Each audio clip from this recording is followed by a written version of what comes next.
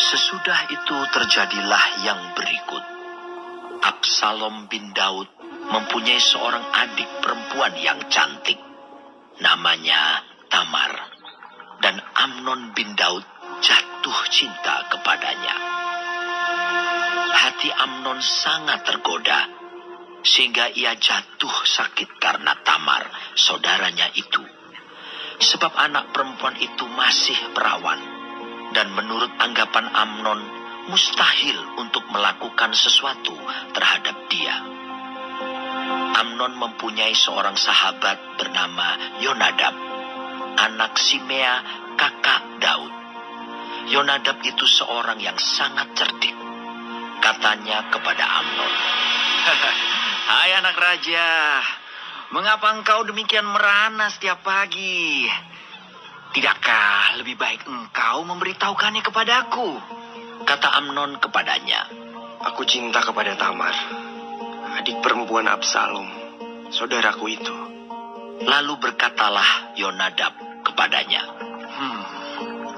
Berbaringlah di tempat tidurmu dan berbuat pura-pura sakit.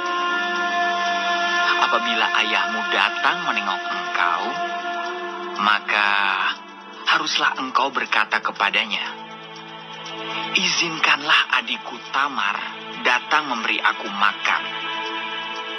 Apabila ia menyediakan makanan di depan mataku, sehingga aku dapat melihatnya, maka aku akan memakannya dari tangannya. Sesudah itu berbaringlah Amnon dan berbuat pura-pura sakit. Ketika raja datang menengok dia, berkatalah Amnon kepada raja, Izinkanlah adikku Tamar datang membuat barang 2 kue di depan mataku, supaya aku memakannya dari tangannya. Lalu Daud menyuruh orang kepada Tamar ke rumahnya dengan pesan, Pergilah ke rumah Amnon kakakmu, dan sediakanlah makanan baginya. Maka Tamar pergi ke rumah Amnon kakaknya yang sedang berbaring-baring.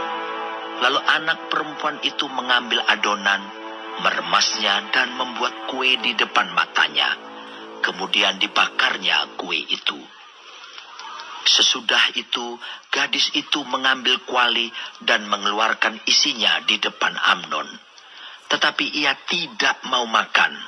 Berkatalah Amnon, Suruhlah setiap orang keluar meninggalkan aku. Lalu keluarlah setiap orang meninggalkan dia. Lalu berkatalah Amnon kepada Tamar, Bawalah makanan itu ke dalam kamar, supaya aku memakannya dari tanganmu. Tamar mengambil kue yang disediakannya itu, lalu membawanya kepada Amnon, kakaknya, ke dalam kamar. Ketika gadis itu menghidangkannya kepadanya, supaya ia makan, dipegangnyalah gadis itu dan berkata kepadanya, Marilah tidur dengan aku, adikku. Tetapi gadis itu berkata kepadanya, Tidak, kakakku. Jangan perkosa aku. Sebab orang tidak berlaku seperti itu di Israel. Janganlah berbuat noda seperti itu. Dan aku, kemanakah aku bawa pencemaranku? Dan engkau ini, kau akan dianggap sebagai orang yang bebal di Israel. Oleh sebab itu, bicaralah dengan raja, sebab ia tidak akan menolak memberikan aku kepadamu. Tetapi Amnon tidak mau mendengarkan perkataannya, dan sebab ia lebih kuat daripadanya, diperkosanyalah dia, lalu tidur dengan dia. Kemudian timbullah kebencian yang sangat besar pada Amnon terhadap gadis itu. Bahkan lebih besar benci yang dirasanya kepada gadis itu daripada cinta yang dirasanya sebelumnya. Lalu Amnon berkata kepadanya, Bangunlah, nyala. Lalu berkatalah gadis itu kepadanya, Tidak, kakakku. Sebab menyuruh aku pergi adalah lebih jahat daripada apa yang telah kau lakukan kepadaku tadi. Tetapi Amnon tidak mau mendengarkan dia. Dipanggilnya orang muda yang melayani dia, katanya, Suruhlah perempuan ini pergi daripadaku, dan kuncilah pintu di belakangnya. gadis itu memakai baju kurung yang maha indah. Sebab demikianlah putri-putri raja yang masih perawan berpakaikan baju kurung panjang. Kemudian pelayan itu menyuruh dia keluar, lalu mengunci pintu di belakangnya. Lalu Tamar menaruh abu di atas kepalanya, mengoyakkan baju kurung yang maha indah yang dipakainya, meletakkan tangannya di atas kepalanya, dan pergilah ia sambil meratap dengan nyaring. Bertanyalah Absalom kakaknya kepadanya, Apakah Amnon, kakakmu itu, bersetubuh dengan engkau? Maka sekarang adikku, diamlah saja. Bukankah ia kakakmu? Janganlah begitu memikirkan perkara itu. Lalu Tamar tinggal di rumah Absalom kakaknya itu seorang diri. Ketika segala perkara itu didengar Raja Daud, sangat marahlah ia. Dan Absalom tidak berkata-kata dengan Amnon, baik tentang yang jahat maupun tentang yang baik. Tetapi Absalom membenci Amnon, sebab ia telah memperkosa Tamar, adiknya. Sesudah lewat 2 tahun, Absalom mengadakan pengguntingan bulu domba di Baal Hazor, yang dekat kota Efraim. Lalu Absalom mengundang semua anak raja. Kemudian Absalom menghadap raja, lalu berkata, Hambamu ini mengadakan pengguntingan bulu domba. Kiranya raja dan pegawai-pegawainya ikut bersama-sama dengan hambamu ini. Tetapi raja berkata kepada Absalom, Maaf anakku, jangan kami semua pergi, supaya kami jangan menyusahkan engkau. Lalu Absalom mendesak, tetapi raja tidak mau pergi. Ia hanya memberi restu kepadanya. Kemudian berkatalah Absalom, Kalau tidak, izinkanlah kakakku Amnon pergi beserta kami. tetapi raja menjawabnya, Apa gunanya ia pergi bersama-sama dengan engkau? tetapi ketika Absalom mendesak, diizinkannya lah Amnon dan semua anak raja pergi beserta dia. Lalu Absalom memerintahkan orang-orangnya demikian.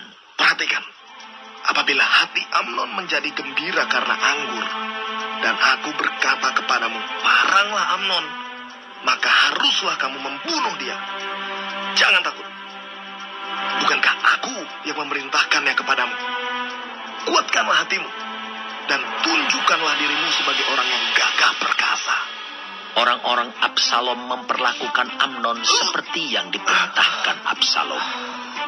Lalu bangunlah semua anak raja itu.